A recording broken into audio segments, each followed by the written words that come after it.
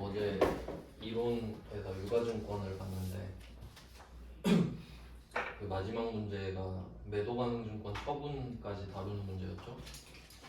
그래서 그 일반종표 문제도 같이 풀어보려고 합니다. 방금 드린 게 일반종표 비유동자산 3페이지에 114번, 115번입니다.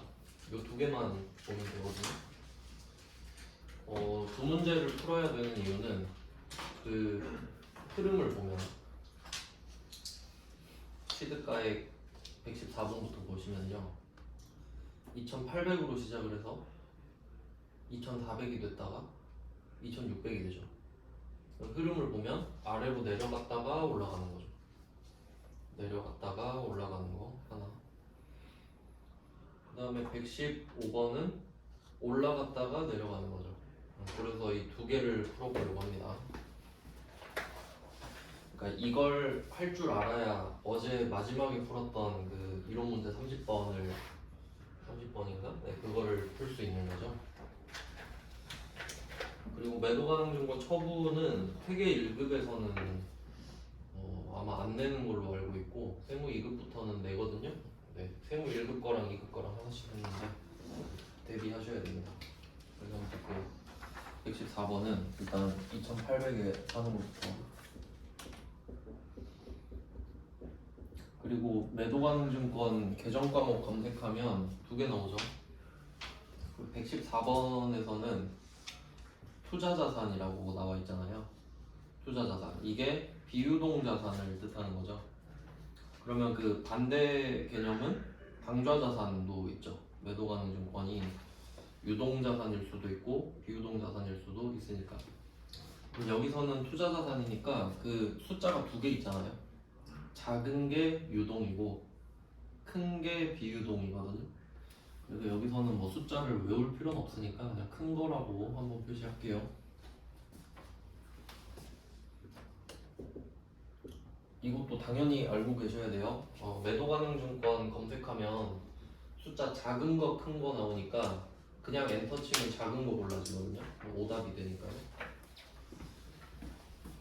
현금으로 샀다고 하고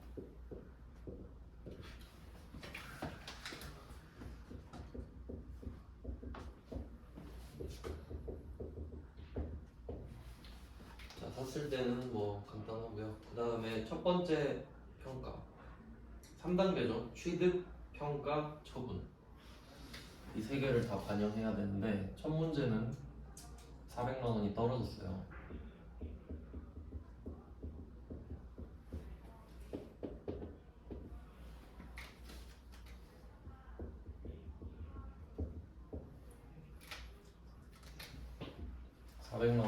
떨어졌습니다.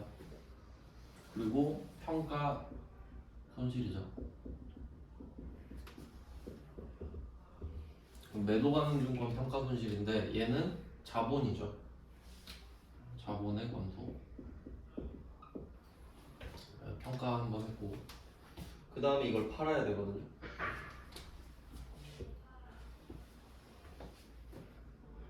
그러면 이때 매도가능증권 2,800짜리를 평가를 해서 400을 떨어뜨렸으니까 이제 나갈 수 있는 금액은 2,400밖에 없어요.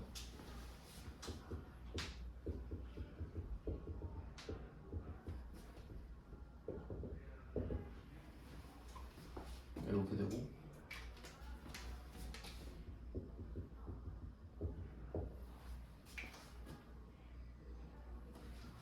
이거 한 적 없죠? 우리 일반전표 아예 안 하지 않았나요? 처음 하는 거 맞죠? 네, 이 매도가능증권이 2,400이 나갔어요. 근데 그 어제 말씀드린 거 있죠. 매도가능증권은 평가 과정을 전부 다 기억하기 때문에 지가 처음에 얼마였는지 기억한다 그랬죠. 그럼 얘는 2,800이 들어왔어요. 그 다음에 114번은 2,600에 팔잖아요. 네, 그러면 일단 2,600에 팔았으니까 이건 적을 수 있죠. 현금 2,600 이렇게.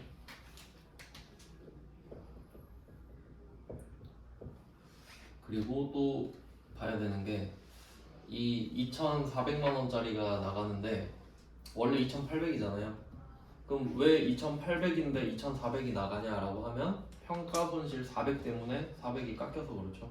그러면 이 매도 가능 증권이 차변에서 대변으로 나가니까 여기 있는 평가 손실도 차변에서 대변으로 같이 나갑니다. 그러니까 평가는 말 그대로 갖고 있는 상태여야 평가 손익이 같이 있는 거고 팔아버리면 얘도 없는 거잖아요. 그래서 같이 따라 나갑니다.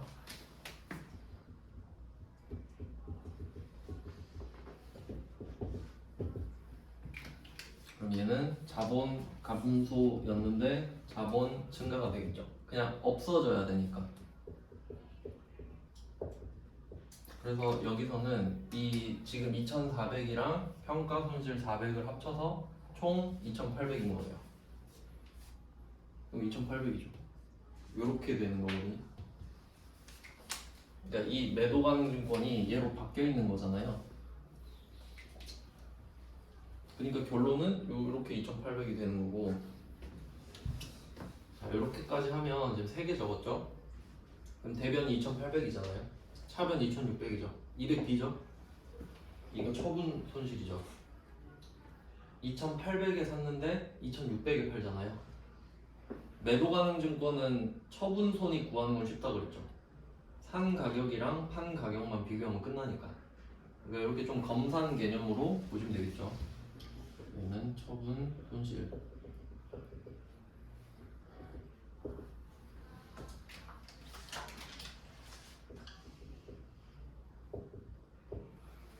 네, 얘는 처분이니까 비용이고요. 네, 이게 첫 번째 유형입니다. 떨어졌다가 올라가는 경우. 그럼 결과적으로 평가 손실을 취소하고 이게 처분으로 바뀌는 거니까 바꿔주는 개념입니다. 이게 그래도 일반 전표 중에서는 어려운 편에 속해요. 세무 2급 문제 중에. 그럼 이게 첫 번째 유형입니다. 그러니까 여기서 보셔야 될 거는 가격이 떨어졌었잖아요. 그래서 이게 한 방향으로 모여 있습니다. 일단 요 그림 기억하시고 그 다음에 이제 115번 요거 하나만 더 하면 돼요.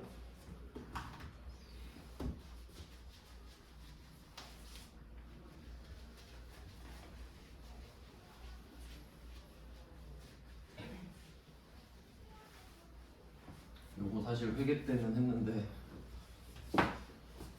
두 문제만 딱 할게요 빨리. 이번에는 1500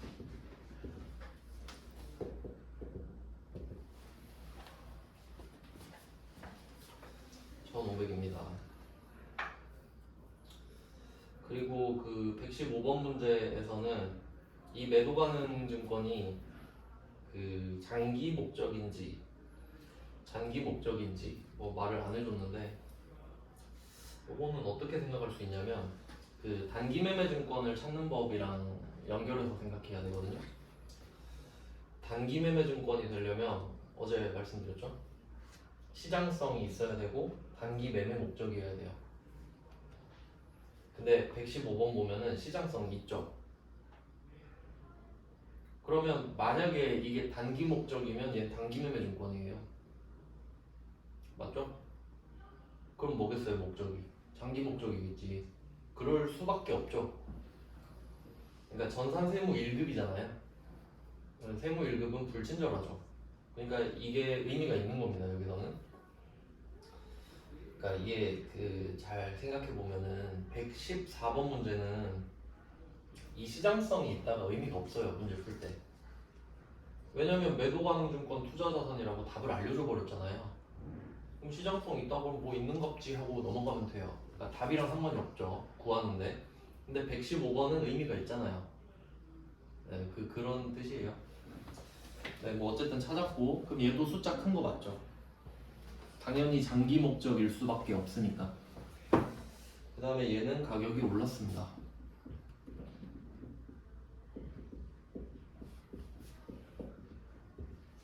얘는 평가 이익이 되겠죠?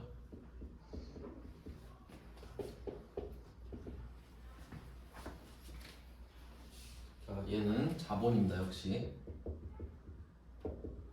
매도 가능 증권이니까.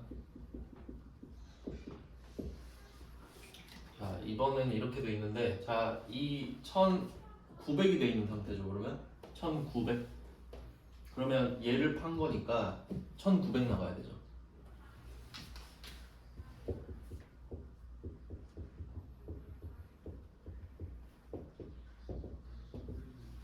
1900이 나가야 맞습니다.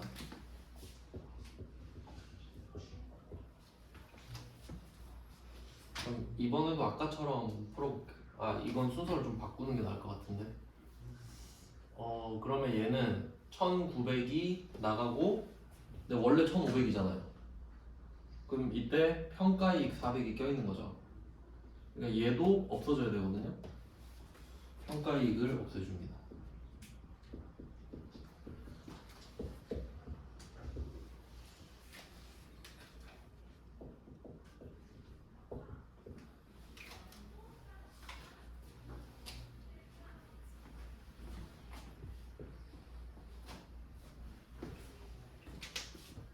이번엔 모양이 옆으로 길게 돼 있죠.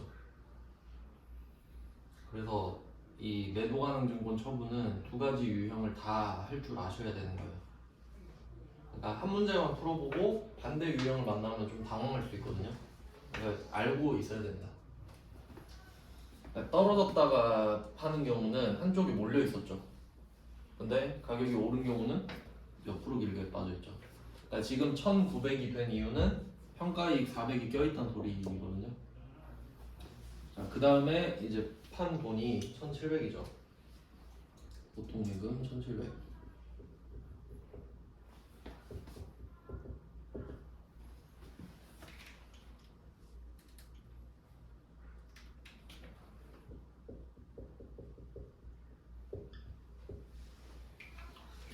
네, 그럼 일단 이렇게 세 개가 정리가 됐어요. 그리고 또 결과적으로 생각해 보시면은 차변이 2100이죠. 대변은 1900입니다. 200이 오른쪽이 남죠. 요거는 처분이익이죠. 1500짜리를 1700에 팔았으니까.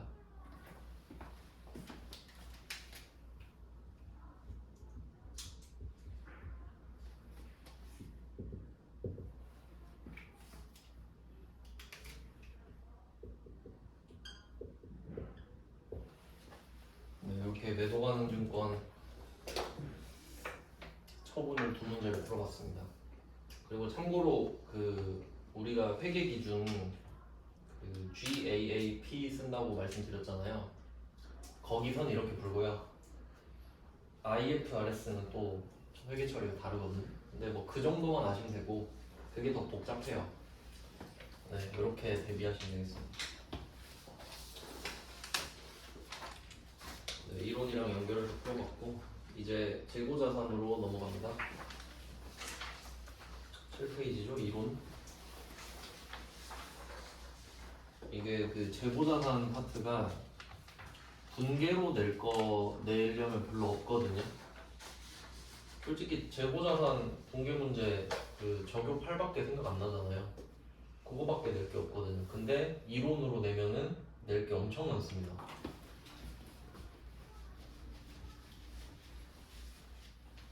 재고자산은 이론에 특화된 주제고요. 그리고 나중에 배우게 될 다음 주에 배우게 될 원가 회계랑도 밀접한 관련이 있어요.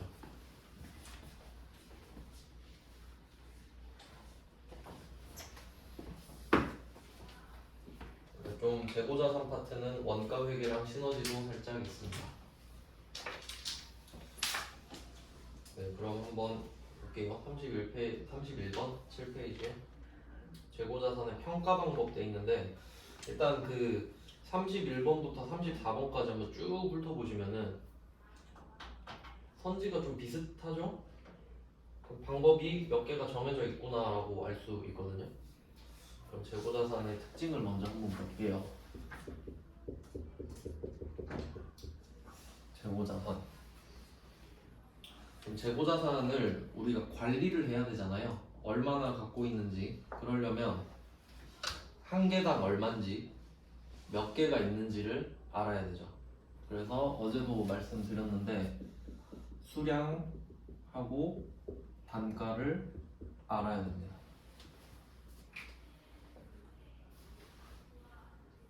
근데 우리가 갖고 있는 재고자산이 상품이면 사온 가격 자체가 원가거든요. 그러니까 사온 가격보다 비싸게 팔기만 하면 되죠, 상품은. 근데 제품이면 만드는 거잖아요. 그래서 이 단가를 구할 때 원가 회계가 필요한 거죠. 한 개 만드는데 얼마가 드는지 그 찾는 회계가 원가 회계니까. 그럼 이렇게 일단 두 개로 확인을 했고요. 그럼 이걸 12월 31일에 재무제표를 만들어야 되잖아요. 그때 수량과 단가를 파악하는 걸 생각해 볼게요. 일단 수량은 창고 가서 세면 되죠. 창고 가서 세면 돼요. 근데 문제가 뭐냐면은 창고에 있는 거밖에 모른다는 거지. 창고에 가서 세야 되니까요. 그러면 창고 밖에 있는 것도 있나? 여러분 뭐 택배 주문 시키면은 내 건데 오고 있죠. 내 건데 내 집에 없죠 지금. 그런 애들이 있을 거 아니에요. 그러니까 내 건데 오고 있는 애나 팔았는데, 그러니까 팔면 내 거 아니죠. 내 거 아닌데 그것도 뭐 그러네. 하여튼 뭐 샀는데 아직 안 온 것도 있고 팔았는데 아직 안 간 것도 있잖아요. 그래서 이 수량 쪽에다가 플러스 알파 이것도 같이 해야 돼요. 플러스 알파. 그러니까 이 창고 바깥에 있는데 내 거인 것들 있죠. 요것도 따로 하나의 주제가 있거든요. 그래서 일단은 이렇게 생각을 하셔야 됩니다. 재고자산을 파악할 때는 수량과 단가를 알아야 되는데, 수량은 내 창고에 있는 것밖에 모르니까 창고 밖에 있는데 내 거인 것도 파악을 따로 해야 된다 라는 거고, 단가는 그럴 필요가 없죠. 단가는 하나 구하면 똑같잖아요. 다 밖에 있는 애들도 가격 똑같을 테니까. 네, 이렇게 되고요. 그 다음에 여기서 그 31번 문제는 재고자산의 평가 방법이라고 돼 있죠. 평가라는 단어의 가는 가격입니다. 이건 무조건입니다. 왜냐면 수량을 평가할 수는 없죠. 수량은 세는 거지. 예를 들어서 우리가 물건을 100개 갖고 있는데 이걸 평가해 보세요. 뭘 평가합니까? 세면 되지. 수량은 절대적인 개념이죠. 그러니까 누가 평가하는 게 아니잖아요. 근데 가격은 어때요? 사람마다 생각이 다 다르죠. 그러니까 전문적으로 가격을 결정하는 직업도 있는 거잖아요. 감정평가사 이런 직업들이. 근데 수량평가사는 없잖아요. 그래서 평가 이야기 나오면 지금 단가 하는 겁니다. 단가. 평가. 그러면 그 평가를, 가격을 평가하는 거죠. 당연히. 그럼 한번 생각을 해볼게요. 가격이 오를 수도 있고 떨어질 수도 있잖아요. 오를 수도 있고 떨어질 수도 있는데, 이 단가를 평가할 때는 방법이 정해져 있어요. 적각법이라고 문제 나올 거거든요. 적각법. 저가는 낮은 가격이죠. 평가를 저가법으로 합니다. 그럼 고가법이 아니라 저가법인 거죠. 그 공식을 제가 써드릴게요. 저가법의 공식은 미니멈입니다. 미니멈 최소값 원가 시가입니다. 원가와 시가 중에 작은 걸 쓰세요 이 말이거든요. 그럼 이게 무슨 의미인지 한번 생각을 해볼게요. 만약에 우리가 물건을 떼다가 팔아요. 사서 팔아요.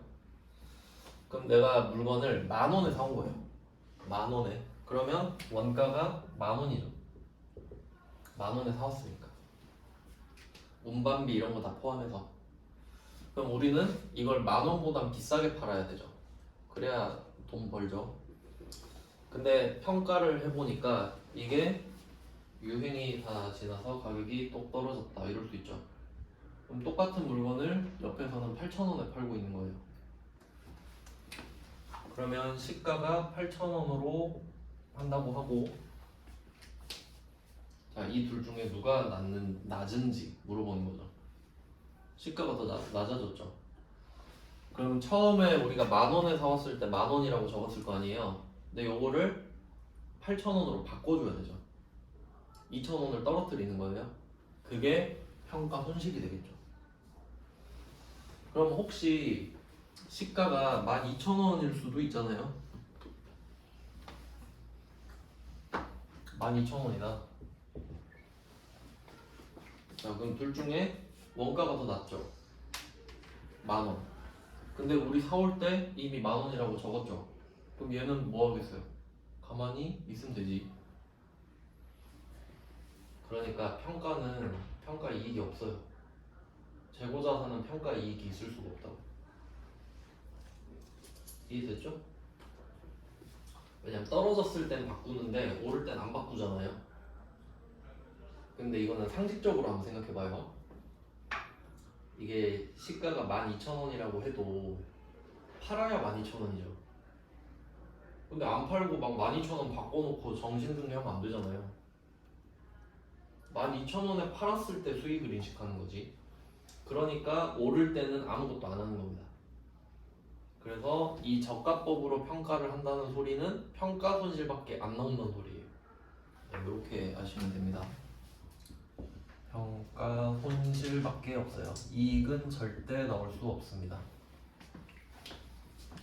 네, 이런 개념이 있고, 그 다음에 수량 이야기를 해보면, 수량은 그럼 가서 파악하는 거죠. 가서 세는 거죠. 참고 가면 돼요. 얘는 수량이 늘어나진 않겠죠. 절대. 내가 100개 만들었는데 창고 가는데 막 105개 있고 그럴 리는 없죠. 절대로. 그러니까 가격은 오를 수 있는데 수량이 늘어나진 않잖아요. 그럼 얘도 떨어질 수밖에 없겠죠. 그래서 얘는 감모 손실이라고 합니다. 그 이름을 본 적이 있을 거예요. 회계 때. 재고자산 감모 손실이라고. 그래서 얘는 뭐 평가라고 할 수는 없고요. 결과적으로 감모 손실밖에 없습니다. 감모 이익은 없다 이거죠. 회계가 보수적이니까 늘어나는 거는 가만히 있고 줄어든 것만 빨리 파악해라 이거죠. 이렇게 되는 겁니다. 그러면 재고자산은 수량과 단가가 각각 있기 때문에 12월 31일이 되면 가격이 떨어지진 않았는지 수량이 줄진 않았는지를 파악해야 돼요. 맞죠? 그럼 순서가 있을 거 아니에요. 이걸 동시에 할 수는 없잖아요. 뭐 순서도 나름 의미가 있는데 감모 손실을 먼저 구해야 됩니다. 그 다음에 평가 손실을 구해요.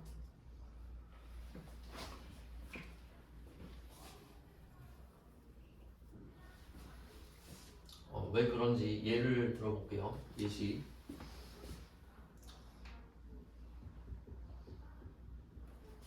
수량 단가.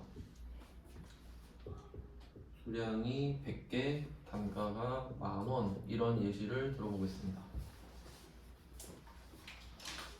이렇게 사왔다고 할게요. 10,000원짜리 물건을 100개를 사왔다고 할게요. 그 다음에 한 개도 못 팔았어요. 한 개도 못 팔고 12월 31일이 된 거죠. 그리고 그럼 하나도 못 팔았으면 이게 그대로 있어야 정상이죠? 근데 모르니까 혹시 가서 모르니까 가서 세어봐요. 근데 뭐부터 해야 되냐 이건데 일단은 결과를 말씀드리면 10개가 없어졌다고 할게요. 수량이 분명히 100개를 사왔는데 10개가 사라진 거예요. 뭐 누가 훔쳐갔을 수도 있고 깨졌을 수도 있고 그 다음에 가격도 1,000원씩 떨어졌다고 할게요. 알겠죠? 100개인데 90개가 됐고 10,000원인데 9,000원이 된 거예요. 근데 순서를 감모부터 구한다 했죠. 왜 그런지 생각해 보세요. 만약에 평가를 먼저 해버리잖아요. 100개가 있는데 10,000원이에요. 그럼 이게 9,000원이 됐다 그랬죠. 그럼 이거를 9,000원으로 깎으면 1,000원이 떨어지잖아요. 1,000원. 그럼 1,000원씩 몇 개가 떨어진 거예요? 실제로는 90개가 떨어진 거죠. 근데 평가를 먼저 해버리면 1,000원 곱하기 100개를 해야 되잖아요. 말이 안 되잖아요. 90개 있는데. 그러니까 수량이 절대적이니까 수량부터 맞춰야지. 그래서 감모를 먼저 구하는 거예요. 감모 손실 1번. 그러면 이게 90개가 됐으니까 얘는 마이너스 10을 해야 되죠. 10개가 사라졌습니다. 그럼 이 10개가 사라졌는데 한 개당 얼마예요 지금? 10,000원인 걸로 돼 있죠. 그럼 일단은 10,000원인 게 없어지는 거죠. 두 개는 곱해야 되죠 항상. 그럼 감모 손실은 100,000원이네요. 10,000원짜리가 10개 사라졌으니까. 그 다음에 평가 손실을 하는 거죠. 그럼 감모 손실을 먼저 했으니까 여기서 100,000원이 떨어졌고 수량이 90개가 된 상태예요 지금. 그리고 나서 평가 손실을 하면 얘는 지금 1,000원이 떨어졌잖아요. 그럼 1,000원씩 90개가 떨어지는 거죠. 90개가 있으니까 지금 그렇게 해야 된다 이거지. 그래서 90개 곱하기 1,000원이 떨어지는 거죠. 곱하는 건 기본이니까. 그러니까 어디에 마이너스가 가냐 이거죠.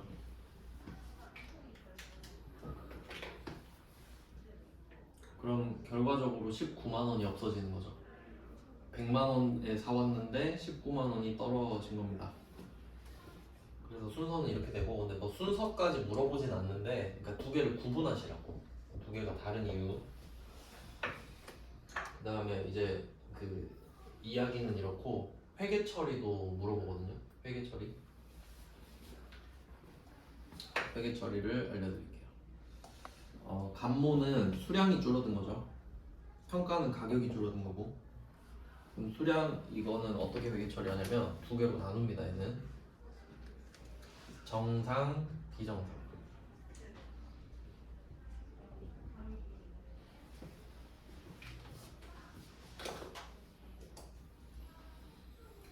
정상과 비정상.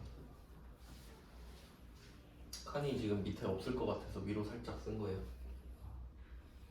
근데 사실 수량이 줄어드는 게 정상적인 건 없어요. 팔아야 정상이지 수량이 줄어들려면. 근데 그냥 뭐 그런 게 있다고 치고 정상적으로 수량이 없어지는 경우도 있다고 칩니다. 그 뭐 상황을 정확히 말해주진 않고 그냥 그렇다고 해요. 그리고 항상 정상과 비정상이 나오면 비정상이 중요하죠. 정상은 일반적인 거잖아요. 비정상이 일반적이지 않으니까 얘가 중요하겠죠.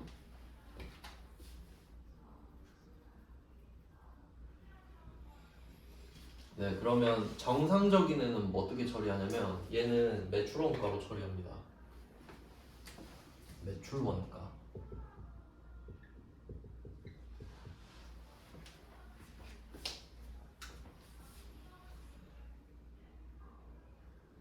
이게 좀 특이한 건데 매출 원가는 팔렸을 때 쓰는 거거든요. 팔렸을 때 매출 원가. 이게 그 간단하게 설명을 드리면은 만약에 우리가 80원짜리 물건을 3개 사왔다고 할게요. 80원짜리 3개 사왔어요. 그럼 이게 매입 원가입니다. 이건 안 어렵죠? 매입하는데 쓴 돈 80 곱하기 3 240원 썼죠. 근데 이 중에 하나만 팔았다고 할게요. 하나만. 한 개를 100원에 팔았다고 합시다. 80원에 사온 거를 100원에 팔았어요. 그럼 매출액 100원. 80원에 사온 걸 100원에 하나 팔았거든요. 그럼 이게 수익이 되죠. 돈 벌었으니까. 그럼 이때 매입 원가로 쓴 80 곱하기 3 있잖아요. 요건 자산이죠. 내가 240원 줬지만 240원짜리 상품이 들어왔으니까 요거 자산이죠. 근데 이 매출액 100원을 얻기 위해서 80원짜리 하나를 줬잖아요. 그럼 우리 자산 80원 줄어든 거 맞죠? 그럼 그게 비용 처리가 또 돼야 되잖아요. 그럼 매출액 100원을 위해서 얼마를 썼냐 이거지. 얼마 쓴 거죠? 80원 쓴 거죠. 100원 벌려고. 지금 100원 벌려고 240원 썼나요? 아니에요. 80원짜리 하나 주고 100원 벌었죠. 그러니까 그게 매출 원가라고요. 매출 원가는 80원입니다. 왜냐면 한 개 팔았으니까요. 얘는 비용이 되는 거야. 자산이 줄었으니까. 그래서 이게 회계에서 원하는 수익과 비용의 대응이잖아요. 그러니까 한 개 팔 때마다 20원 벌었다 이거죠. 요걸 하는 거예요. 그러면 이 매출원가는 실제로 팔려야 되는 거 맞죠? 근데 얘는 보세요. 없어졌죠? 없어졌죠. 판 게 아닌데. 근데 정상이래요. 뭔지 모르겠는데. 그럼 얘도 정상이니까 팔린 거랑 똑같지 뭐 이런 느낌이죠. 그래서 매출원가로 해버립니다. 네, 근데 이거는 그럼 팔린 거랑 회계 처리가 똑같은 거죠. 그럼 얘는 그 회계 처리를 안 해도 됩니다. 아, 요거는 회계 1급 때 했는데 회계 1급에서 이거 되게 자세히 읽거든요. 지금 하긴 좀 오래 걸릴 것 같아서. 그러면 어쨌든 정상은 매출원가로 처리를 해요. 이게 좀 특이한 거죠. 그 다음에 그 비정상 이게 문제일 텐데 이건 우리가 잘 알아요. 영업 외 비용으로 처리하죠. 그 계정 과목 이름도 알아요. 재고자산 감노손실이잖아요. 그걸로 처리하지. 비정상이니까. 영업 외 비용 이게 재고자산 감노손실. 물어볼 수 있겠죠. 감모가 정상이면 어떻게 하게, 감모가 비정상이면 어떻게 하게 물어볼 수 있겠네요. 그리고 그 디테일을 하나 추가하면은 저 비정상 있잖아요. 말 그대로 비정상이죠. 적요팔이 같이 나오죠. 적요팔 나와야죠. 비정상이잖아요. 타 계정으로 대체.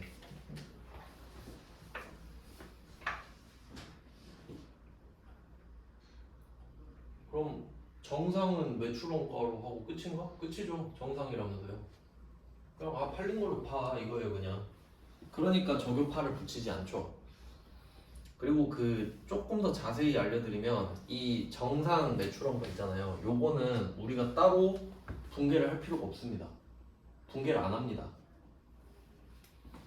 분개 안 해요. 그러니까 이론적으로 알고만 계시면 돼요.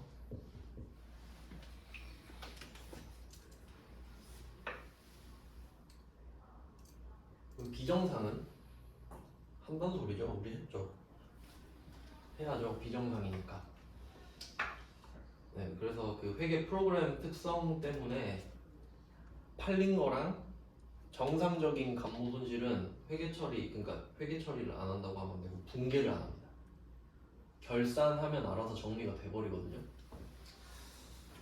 아, 그까지 하면 좋은데 할 게 많아가지고 지금.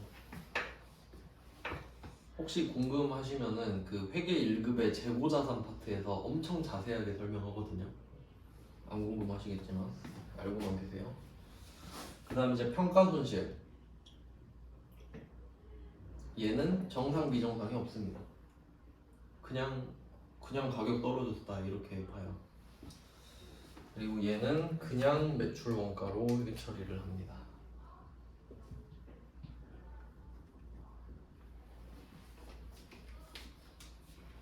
요 정도까지만 낼 것 같아요. 원래 더 있긴 한데 너무 복잡해져서 요 정도 정리하고.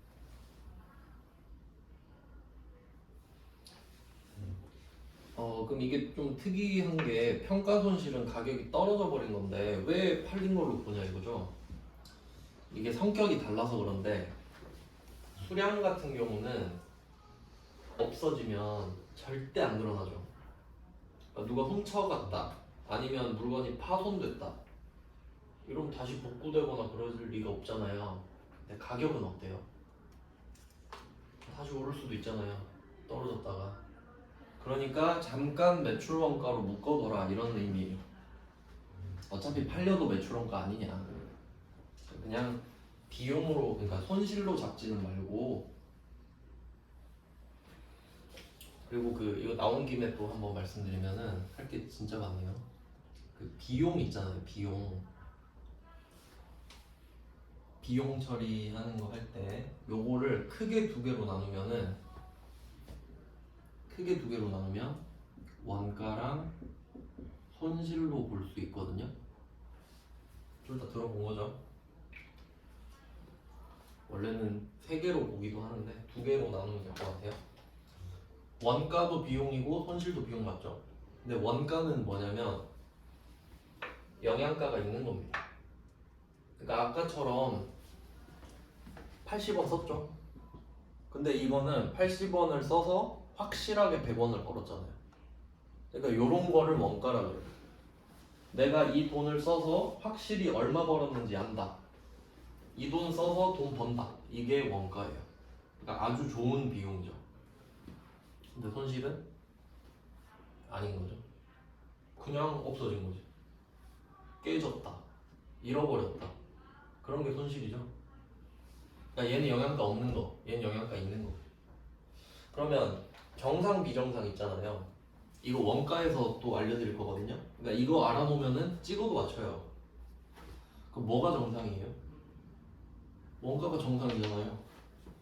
정상적으로 하면 원가가 되죠. 우리가 돈을 쓰는 이유가 뭐예요? 돈을 벌려고 아니에요?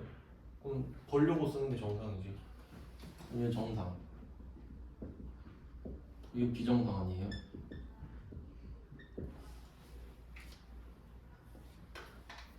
이렇게 알아놓고 거꾸로 해봐요. 그럼 정상은 원가고 비정상은 손실. 이렇게 가지. 네, 큰 맥락이 그래요. 회계에서.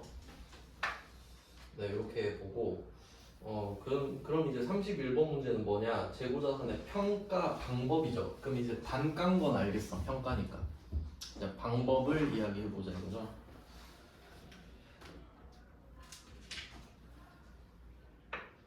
수량은 왜 안 나오지?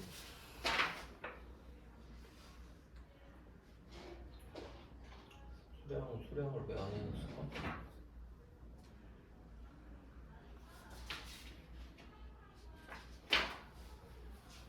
안 중요해서 그런가? 일단 뭐 단가 있으니까 단가를 해볼게요. 수량이 문제가 없는 건가?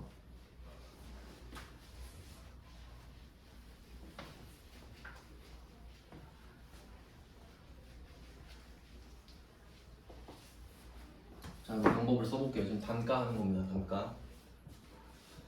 방법을 순서대로 써볼게요. 단가. 첫 번째, 개별법.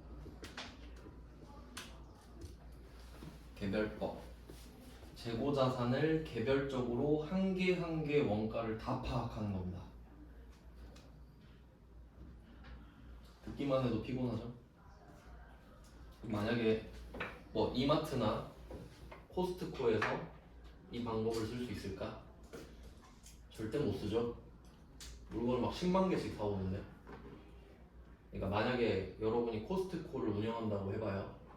그러면 똑같은 1달러짜리 물건이 환율이 맨날 바뀌잖아요. 그럼 가격이 다 다른데 그걸 다 파악하고 있을까? 개별법은 좀 힘들어요, 쓰기가. 그러니까 이게 원칙인데 적용되는 업종이 별로 없어요. 되는 곳은 그나마 부동산 업 정도. 부동산은 몇 개 없으니까 뭐 100개 정도는 관리할 수 있겠죠. 그럼 이게 안 되니까 좀 열어주는 방법, 허용을 해준 방법이 선입선출법입니다. 많이 들어보셨죠? 선입선출법.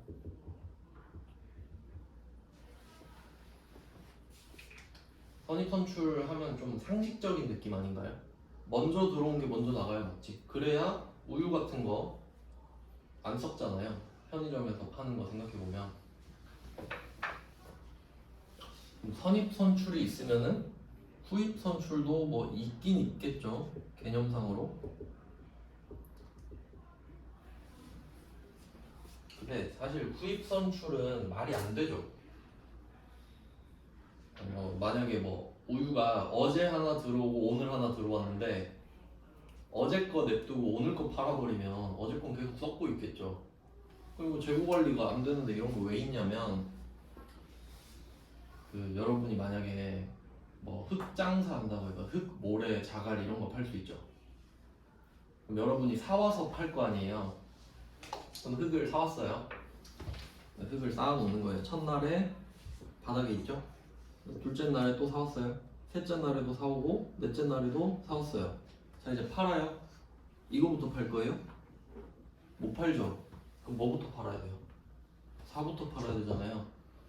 그러니까 이런 상황도 있겠지 뭐. 그냥 뭐 쌓아놓고 파는 애들 있죠. 뭐 석탄이나 이런 것들. 그런 애들은 아 후입 선출을 써야 될 수도 있겠군 정도 아시면 되고. 그리고 뭐 정유회사 쪽에서도 쓸 수 있다고 알고는 있는데 근데 인정은 안 합니다. 아마 여기선 인정 안 할 거예요. 그 GAAP에서는 이름만 있어요. 그러니까 이 후입선출법은 선입선출법의 들러리예요. 그 다음에 평균법이 있습니다. 근데 평균법은 두 개거든요. 가중평균법이라고 하는데 가중평균법 안에 두 개가 들어있어요. 또 그게 총평균법이랑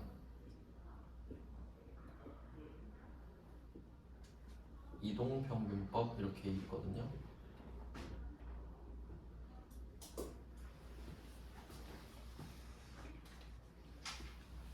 이게 재고자산의 평가 방법이에요. 평가는 당연히 가격입니다. 네, 그러면 그 만약에 이 평가 방법을 이야기할 때 두 가지 방법이 있죠. 첫 번째는 개별법, 선입선출법, 후입선출법, 가중평균법 이렇게 해도 되고 이렇게 네 개를 말해도 되고요. 아니면 아예 5개를 말해도 되죠. 총평균법, 이동평균법으로 풀어서 말해도 상관은 없죠. 그 정도는 아시겠죠? 그러니까 이거 그 상하 관계를 잘 아셔야 돼요. 그 다음에 수량도 방법이 있는데 평균법이 두 개 있는 이유가 수량 때문이거든요. 얘는 두 개밖에 없어가지고 옆에 맞춰서 쓸게요. 수량은 실지재고조사법이랑 실지재고조사법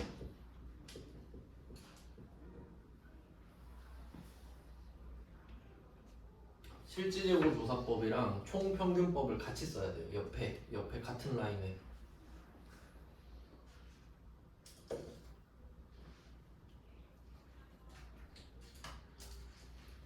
네, 그리고 밑에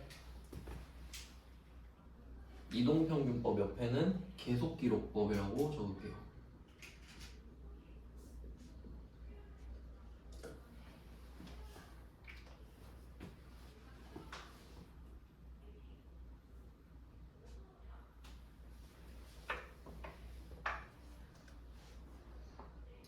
방법들을 지금 다 적었거든요. 딱 봐도 좀 짜증나잖아요. 그러니까 지금 일단 저는 열거만 한 거고 이제 내용을 넣을 거예요. 이해할 수 있게. 이거를 당연히 내가 뭐 IQ가 높으면 다 외우면 되죠. 근데 잘 안 외워지니까 이야기를 넣는 거 아니에요. 그럼 한번 수량부터 해볼게요. 수량이 두 개니까 좀 만만하지 않겠어요? 여러분이 그 물건을 파악한다고 한번 해볼게요. T 계정으로 간단하게 설명을 드리겠습니다. 자, 여러분이 재고자산을 파악하려고 지금 재고자산 T 계정을 그렸습니다. 그럼 재고자산을 어떻게 파악하냐 하면은 일단 1월 1일에 작년에 팔다가 남은 재고자산 있죠. 그걸 받아서 하는 거예요. 그걸 기초재고라 그러죠. 뭐 100개 있었다고 할게요. 작년에 팔다 남은 100개를 이어받아서 그냥 100개가 늘었다 이거죠.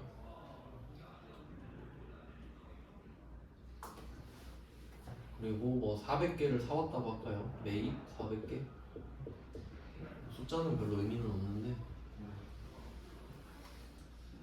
그럼 작년에 팔다 남은 거 100개에다가 400개 사온 거 합치면 총 500개죠. 그럼 이건 파악이 돼요. 이건 왜 파악이 되냐면 기초 100개는 작년 말에 결산을 했을 거 아니에요. 결산을 했으니까 알겠지. 100개가 남았다고. 그럼 우리는 100개 남았으니까 100개를 갖고 오면 되고, 그 다음에 매입할 때도 검수를 할 거 아니에요. 사올 때 그냥 갖다 놓으세요 하진 않겠죠. 세어보고 400개 맞다 파악했죠. 그러니까 500개인 건 확실히 알아요. 근데 이제 대변으로 가가지고 몇 개를 팔았고 몇 개가 남았는지를 찾아야 되잖아요. 자, 이제 팔린 거는 매출원가죠. 안 팔린 건 기말이란 말이에요. 자, 일단 원리는 아시겠죠? 그러니까 산수예요 얘는. 그러니까 더하기 빼기잖아요. 왼쪽으로 가면 더하기, 오른쪽으로 가면 빼기, 맞죠? 그러면 이때 내가 기말을 구해야 되는데 둘 다 구해야 되죠, 둘 다. 근데 첫 번째 방법은 뭐냐면 이름이 실지재고조사법이죠. 실제로 있는 재고를 조사한다는 소리죠. 그러려면 창고 가서 세어야 되죠. 창고 가서 세는 방법이에요, 그냥. 실지재고조사법 이렇게 하면. 그럼 만약에 내가 창고 가서 센 거예요. 그럼 얘는 어떤 생각까지 하냐면 좀 극단적으로 난 어차피 창고 가서 셀 거니까 팔 때 기록 안 해야지 뭐 이런 생각을 하는 거예요. 좀 약간 이상한 생각이긴 한데 방법의 취지는 그래요. 그럼 내가 기말 가가지고 세보니까 200개가 있었더라 이거죠. 내가 눈으로 봤다 이거지 200개. 그러면 얘는 몇 개 팔았다고 생각하겠어요?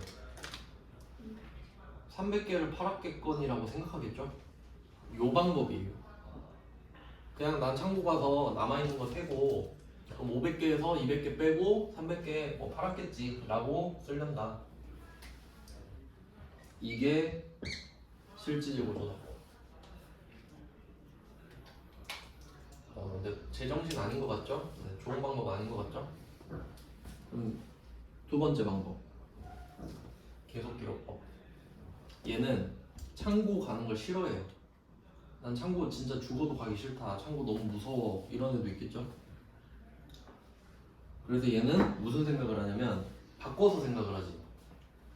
그럼 나는 창고 가기 싫으니까 팔 때마다 기록해야겠다. 팔 때마다 계속 기록해야지 뭐 이런 느낌인 거죠. 근데 얘는 300개를 판 거예요. 판 걸 기록해 보니까. 그럼 얘는 창고에 200개가 있겠지라고 생각하겠죠. 요런 방법이거든요. 근데 얘도 제정신 아니죠 지금. 그러니까 둘 다 제정신 아니거든요. 그럼 뭐 어떤 방법을 쓰라는 거냐? 한번 잘 생각해 보세요. 두 개를 같이 써야죠. 팔 때도 기록하고 창고도 가야 되죠. 그게 정당 아니에요? 그러니까 같이 쓰는 방법이 혼합법이에요. 혼합법. 이 두 개 같이 쓰는 거.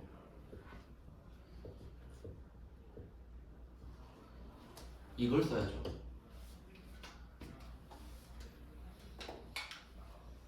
그러니까 이게 그 수량 쪽은 방법이 3개 있다고 말하거든요. 3개. 근데 사실은 3개가 아니죠. 2개 있는 거죠. 그러니까 2개를 같이 쓰는 게 새로운 방법은 아니니까. 네, 근데 이렇게 파악을 하셔야 돼요. 3개라고 말할 수도 있으니까. 그러면 혼합법을 같이 하면 어떻게 될지 생각을 해볼게요. 만약에 이런 일이 있다고 합시다. 판 걸 기록했는데 300이에요. 판 걸 기록했는데 300. 그러니까 계속 기록법을 써서 300개를 팔았다라고 확인을 한 거예요. 그러면 이론상 기말 이 창고가 200개 있어야 맞죠? 근데 창고 가서 세봤는데 180개 있는 거야. 이럴 수도 있죠. 그럼 어떻게 된 거냐면 이렇게 된 거죠. 내가 판 걸 세봤는데 300개고 창고 가서 세봤는데 180개다. 그럼 개수가 안 맞잖아요. 500개 돼야 되는데 그럼 20개는 뭐겠어요? 간모지. 20개가 없잖아요. 그러니까 간모 손실을 어떻게 알았겠어요? 혼합법을 써서 알았겠지. 안 그럼 둘 중에 하나만 쓰면 간모는 평생 없죠. 그냥 이거 아니면 저거고 저거 아니면 이거 말이 안 되잖아요. 그러니까 요걸 써야 간모 손실을 알 수 있어요. 그러니까 전제 자체가 혼합법을 쓰는 거지. 어떤 정식 나간 애들이 한 개만 하겠어요. 그러니까 요 사이에 간모 이립이 들어가지. 이렇게. 그래야 아다리가 딱 맞죠. 그러니까 요걸 써야 간모를 구할 수 있다. 여기까지. 일단 이쪽만 좀 설명을 드렸고 좀 쉬다가 10분 쉬고 7시 5분부터 볼게요.